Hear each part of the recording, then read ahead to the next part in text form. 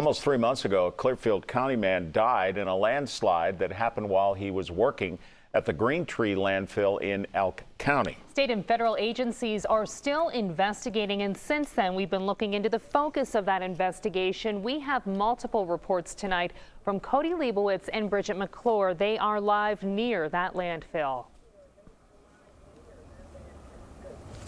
It was a landslide in February inside a part of this landfill. It happened about a mile down the road at the Greentree site. Yeah, investigators say on February 8th, the hillside gave way. 49-year-old William Pierce was buried and died. I had the chance to speak with his family, and I'll have more on that in just a minute. But first, an employee says there were signs that something could go wrong days, even weeks before the collapse. We have official DEP records tonight that outline those allegations. The last telephone call I had from him, he said that the landfill had dropped 2 feet and it was bulging on the sides. And he was scared. Peggy Delp is William Pierce's significant other. She says she last spoke to him at lunchtime on the day of the slide. He said he had to go back up. And Billy didn't complain about things. He wouldn't leave a situation if he ever thought anybody was in harm. He manned up to everything.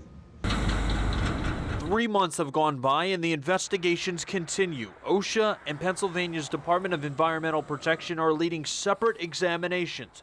OSHA is not commenting at this time, and we don't have access to any of their reports, but state records are available. It led 6 News to DEP's office in Meadville. We sifted through thousands of pages of documents, including state inspection reports. One shows a summary of events from the day of the slide. Included in that report are interviews with several advanced disposal staffers. The report states that 2 days before the slide, a vertical crack was seen on the landfill slope. Again, according to the report, employees marked the crack and filled it. The next day, the site appeared to be stable, according to those interviewed by DEP. But on the day of the slide, the report states the crack came back. It was reportedly 4 to 5 feet wide by 100 feet long the day of the slide. DEP's report says the active disposal area was moved away from the crack, but at around 2 p.m., the hillside gave way.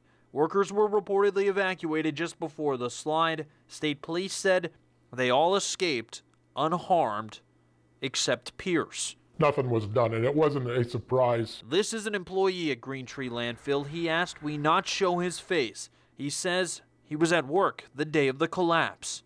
Around 7:15, something like that, is when it started to take light. And you can see the cracks have got bigger since the day before. And it didn't look good at all. How big would you say the cracks were? At that time, on Wednesday morning, they were probably 10, 12 feet wide and 75 to 100 feet long, maybe 30, 40 feet deep. And you can actually see things moving. And they're still calling trucks up onto the landfill. We got a hell of a landslide here. There's a machine buried under it. We can't even see into it.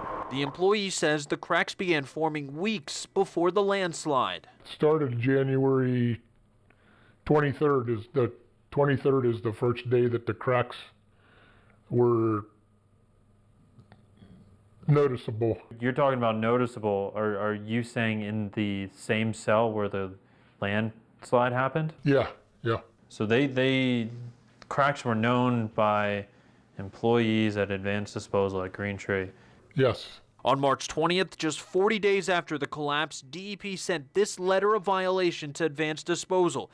DEP alleged problems with significant cracks and settling in the active disposal area since at least mid-January. According to the violation notice, Greentree staff did not note cracks and settling in their daily records until February 2nd. 6 News made numerous attempts to speak with Greentree management on camera. Mark Nigber, a spokesperson at Advanced Disposal, denied our requests, citing the ongoing investigation.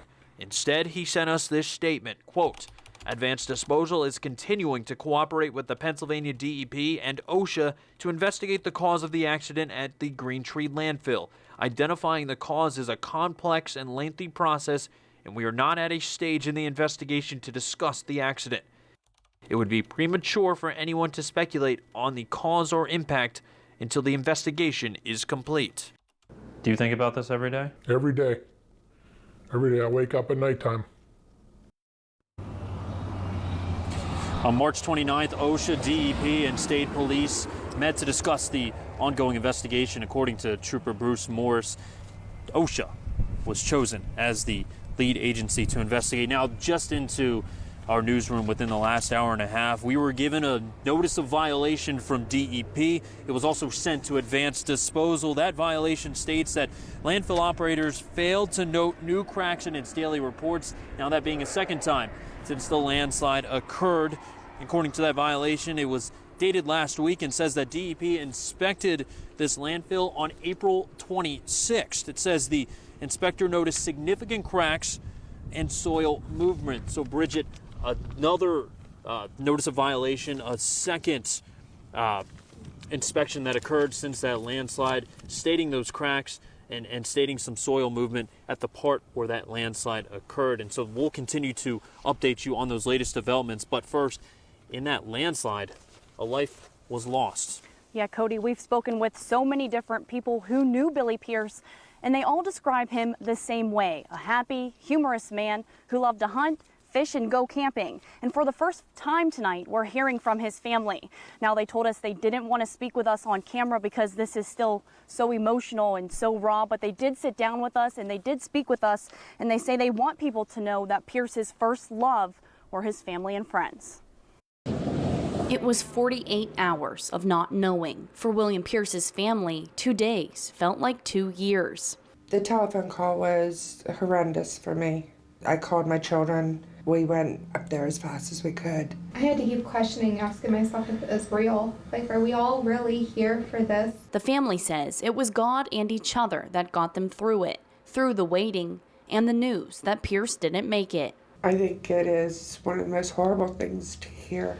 But without the family and the friends around, I don't know what I would have done. Around 400 people attended Pierce's funeral with an atmosphere the family describes as positive, not somber. It's hard to remember Billy and not laugh or not smile. People remember Billy laughing, joking around, nothing serious. Just a character. Never a dull moment. No. Delp says she gave Pierce something he always wanted: a family. He got 3 stepchildren and a now 6-year-old granddaughter. She still talks about her pop-pop. Oh yeah, she still makes some pictures. She sends mail in the mailbox for him. For this family, Billy may be gone, but he is not forgotten. The family had 3 stuffed bears made out of Pierce's work jeans, shirt, and something he wore all the time: suspenders. He was very proud of those, and we were proud of them. And they're very special. The suspenders was needed. Yes. It's just one simple way they continue to remember him. We just kind of continue to remember the fun that we had. We still, have gatherings with, my uncles, my cousins and stuff that we did before, and we just kind of, tell our stories and kind of remember him that way. He's still there. Now, Peggy Delp and her children also call Billy Pierce an old-fashioned man, even when it came to his cell phone.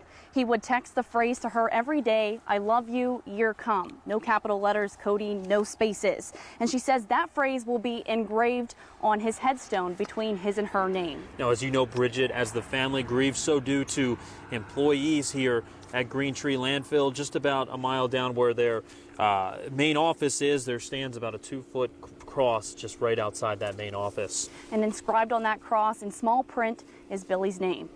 That will do for our investigation into the Greentree Landfill investigation. For Bridget McClure, I'm Cody Leibowitz. We'll be right back.